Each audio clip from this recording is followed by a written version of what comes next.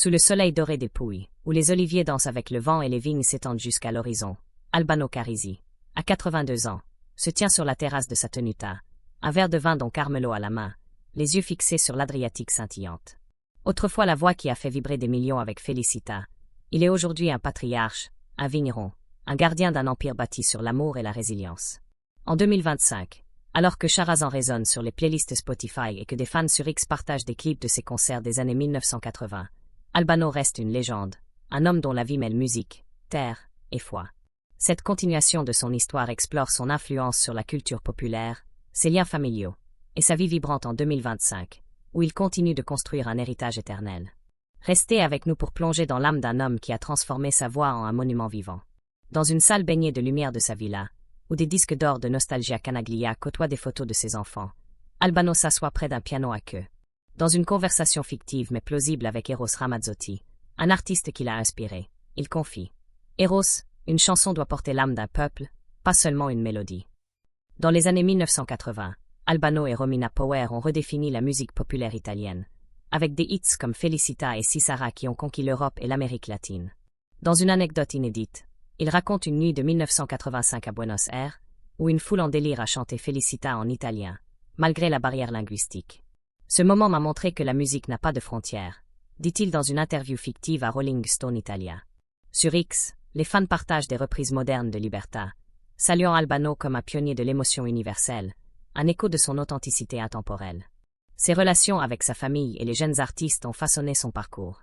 Dans une lettre fictive à Romina Power, il écrit « Romina, nos chansons étaient des promesses que nous avons tenues, malgré tout. » Dans une anecdote inédite, il se souvient d'une soirée en 1990 à Celino San Marco, où il a appris à sa fille Ilenia à jouer les premières notes de Sempre Sempre au piano. Ses doigts dansaient comme son cœur, confie-t-il dans un entretien fictif à Vanity Fair Italia. La perte d'Ilenia en 1994 reste une douleur profonde, mais Albano trouve du réconfort dans ses enfants, Yari, Christelle et Romina Junior. Qui perpétuent son héritage. En 2025, Yari, musicien et écologiste, lance un festival de musique durable à la Tenuta.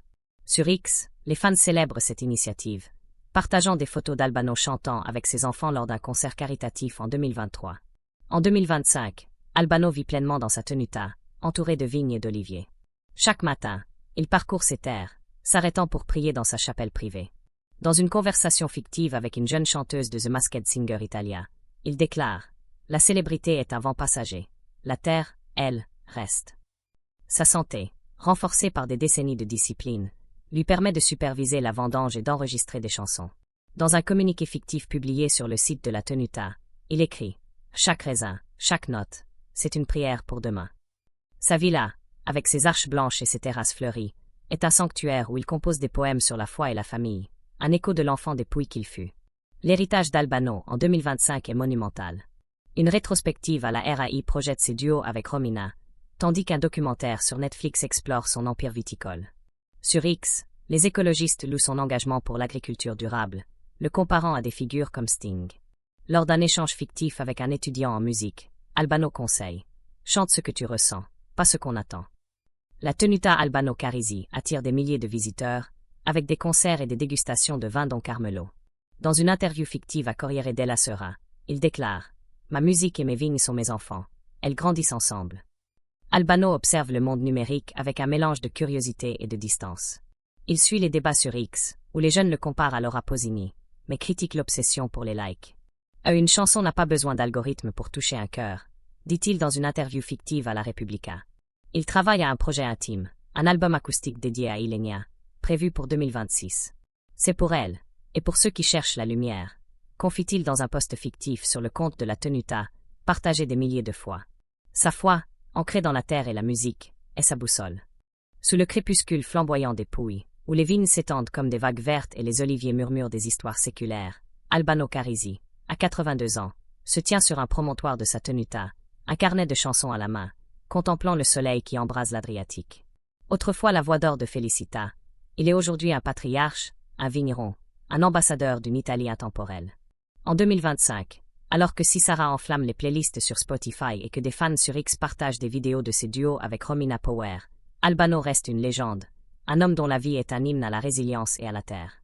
Cette continuation de son histoire explore son impact sur le tourisme des Pouilles, ses liens avec ses petits-enfants, et sa vie créative en 2025, où il continue de tisser un héritage vibrant. Restez avec nous pour plonger dans l'âme d'un homme qui a fait chanter le monde et prospérer sa terre natale. Dans une cour ombragée de la Tenuta Albano Carisi, où des bouteilles de Don Carmelo scintillent sur une table en bois, Albano s'assoit sous une pergola fleurie. Dans une conversation fictive mais plausible avec Laura Pausini, une artiste qui l'a inspiré, il confie. Laura, la musique et la terre sont sœurs. Elles grandissent avec l'amour. Depuis les années 2000, la Tenuta est devenue un moteur économique pour les Pouilles, attirant des milliers de touristes européens et internationaux.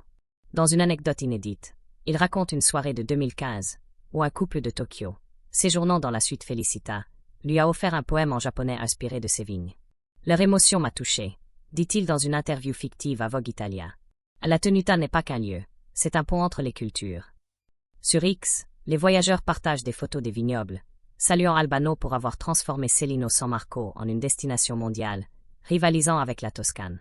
Ses relations avec ses petits-enfants et Loredana Lexiso sont au cœur de sa vie. Dans une lettre fictive à ses petits-enfants, il écrit « Mes petits, la famille est la mélodie qui ne s'éteint jamais ». Dans une anecdote inédite, il se souvient d'un après-midi en 2023, où il a emmené sa petite fille, fille de Christelle, pour une balade en Fiat 1100 restaurée, lui racontant des histoires de son père Carmelo. Ses rires étaient ma musique, confie-t-il dans un entretien fictif à Grazia. Avec Loredana, sa compagne depuis plus de 20 ans, ils partagent une complicité discrète. En 2025, ils organisent ensemble un festival culinaire à la Tenuta, mêlant cuisine apulienne et musique live. Sur X, les fans célèbrent leur partenariat, partageant des clips d'Albano et Loredana dansant lors d'un concert caritatif en 2024.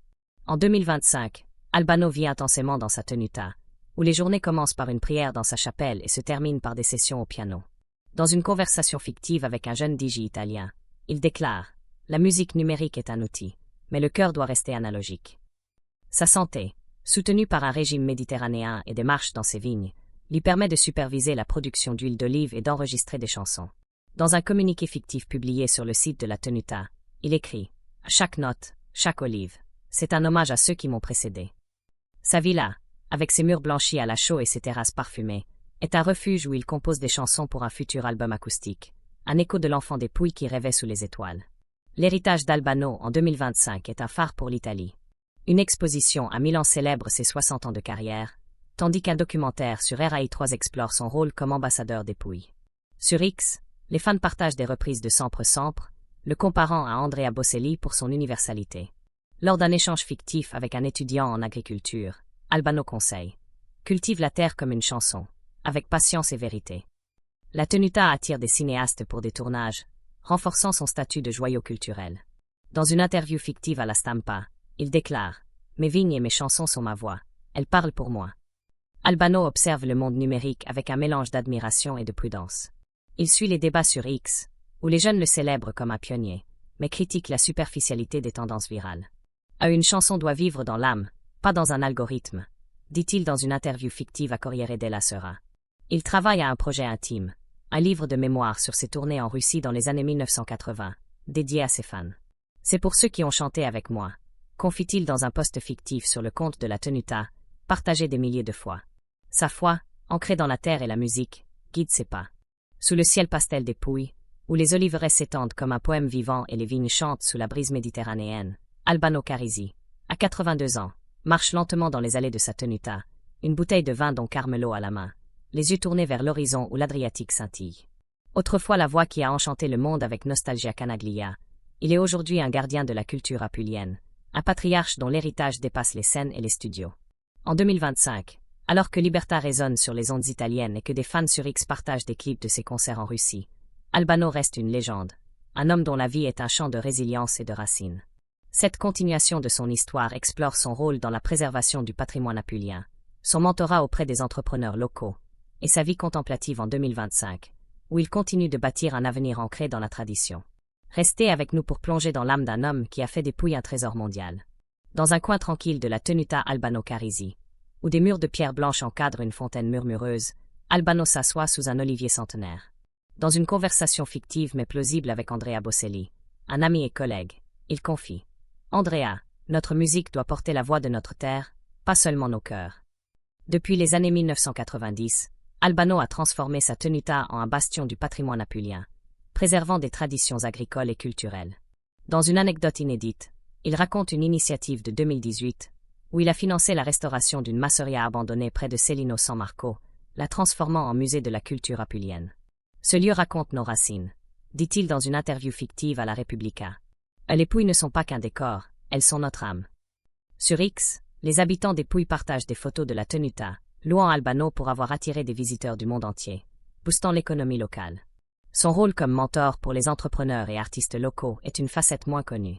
Dans une lettre fictive à Yari, son fils, il écrit « Yari, enseigne aux autres ce que la terre nous a appris, la patience et la passion. » Dans une anecdote inédite, il se souvient d'un atelier en 2022, où il a conseillé un jeune vigneron local sur la culture du primitivo.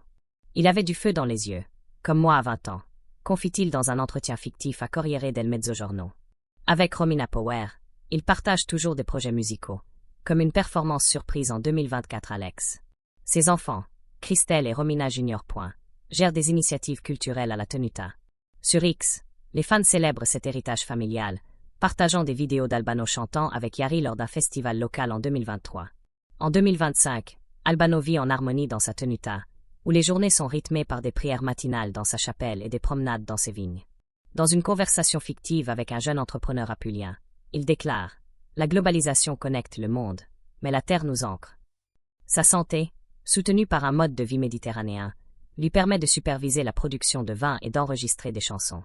Dans un communiqué fictif publié sur le site de la tenuta, il écrit « À chaque vendange, chaque note, c'est un dialogue avec l'éternité. » Sa villa, avec ses arches élégantes et ses jardins parfumés, est un havre où il rédige des lettres ouvertes sur la préservation culturelle, un écho du jeune chanteur qui rêvait de gloire sous les étoiles des Pouilles. L'héritage d'Albano en 2025 est un phare pour l'Italie et au-delà. Un festival à Bari projette un documentaire sur ses contributions culturelles, tandis qu'une exposition à Rome célèbre ses chansons comme Sempre Sempre. Sur X, les fans partagent des reprises de Nostalgia Canaglia, le comparant à Zucchero pour son authenticité. Lors d'un échange fictif avec une étudiante en musique, Albano conseille « Chante pour ton cœur, pas pour les charts ». La tenuta accueille des festivals de musique durable, attirant des artistes internationaux. Dans une interview fictive à Il Sol 24 Ore, il déclare « Mes chansons et mes oliviers sont mes racines, ils grandissent pour les générations futures. » Albano observe l'industrie musicale moderne avec un mélange de respect et de critique. Il suit les débats sur X, où les jeunes le comparent à Gianna Nannini, mais déplore la course au stream. Une chanson doit être un souvenir, pas un produit, dit-il dans une interview fictive à Rolling Stone Italia. Il travaille à un projet intime, une série de concerts acoustiques dans sa chapelle, prévue pour 2026. C'est pour ceux qui cherchent la paix, confie-t-il dans un post fictif sur le compte de la tenuta, partagé des milliers de fois. Sa foi, ancrée dans la terre et la musique, reste son guide. Quelle facette d'Albano vous inspire le plus? Sa préservation du patrimoine, son mentorat, ou sa musique intemporelle? Partagez dans les commentaires. Likez, abonnez-vous, activez la cloche pour d'autres récits de légendes qui ont façonné l'histoire.